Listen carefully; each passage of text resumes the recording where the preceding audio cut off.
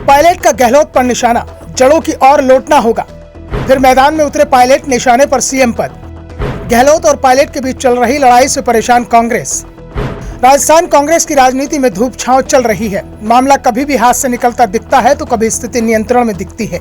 राज्य के सीएम अशोक गहलोत और सचिन पायलट के बीच चल रहा टकराव शांत होता हुआ दिखाई नहीं दे रहा। हाईकमान भी इन दोनों की लड़ाई में खुद को बेबस पा रहा है। हाईकमान कभी गहलोत तो कभी पायलट से नाराज होता है, लेकिन सख्त एक्शन किसके खिलाफ नहीं होता है, जिस कारण से स्थिति संभलने की जगह बिगड़ती दिख रही है। पायलट ने हाल ही में 11 अप्रैल को अनशन किया था। राज्य प्रभारी सुखजिंदर सिंह रंधावा ने इसे पार्टी विरोधी माना था, लेकिन पायलट को एक नोटिस तक नहीं भेजा गया। गहलोत से भी जब इसे लेकर सवाल किया गया तो उन्होंने इसे हवा में उड़ा दिया, जबकि अनशन गहलोत के शासन पर ही सवाल खड़े कर रहा था। इस बीच पायलट फील्ड में उतर चुके हैं। झुंझुनू के खतेड़ी पहुंचे सचिन पायलट ने अशोक गहलोत के खिलाफ जमकर निशाना साधा, लेकिन अपने भाषण में उनका नाम नहीं लिया। पायलट ने कहा कि जितना भी हम जीवन में आगे बढ़े, लिखें, आर्थिक विकास हो, सोच में बदलाव हो, लेकिन याद रखना होगा कि वो वृक्ष बड़ा होता है जिसकी जड़ें मजबूत होती हैं। यदि हम लोग अपने इतिहास को भूल जाएं, अगर हम लोग अपने इतिहास को याद नहीं रखेंगे, अपने परिवार समाज को भूल जाएंगे, जहां से निकल कर आए हैं, उनकी अवमानना करेंगे तो उनको मान सम्मान नहीं देंगे। अक्सर देखा गया है कि जो धन और सत्ता प्राप्त कर लेता है वो पीछे मुड़कर नहीं देखता है।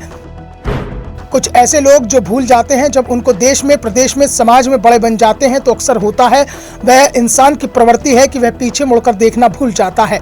इसलिए हम कौन है, कहां से निकल कर आए हैं, किन लोगों ने हमको बचपन में हमको मूल्य दिए, ताकत दी, आशीर्वाद दिया, जिसकी बदौलत हम पढ़े लिखे पदों पर आए, बिजनेस किया, नाम कमाया, लेकिन हमेशा अपनी जड़ों को याद रखना चाहिए। सचिन पायलट ने नाम नहीं लिया, लेकिन निशाना सीधे सीधे अशोक गहलोत थे। पायलट जड़ों की ओर लौटने की बात कर रहे थे। साफ है कि वो मैदान में पूरी ताकत से उतरने के लिए तैयार हैं। निशाने पर सीएम पद है। सीएम पद चुनाव से पहले ही मिल जाए तो अच्छा है, क्योंकि चुनाव के बाद नहीं मिलेगा ये भी तय है।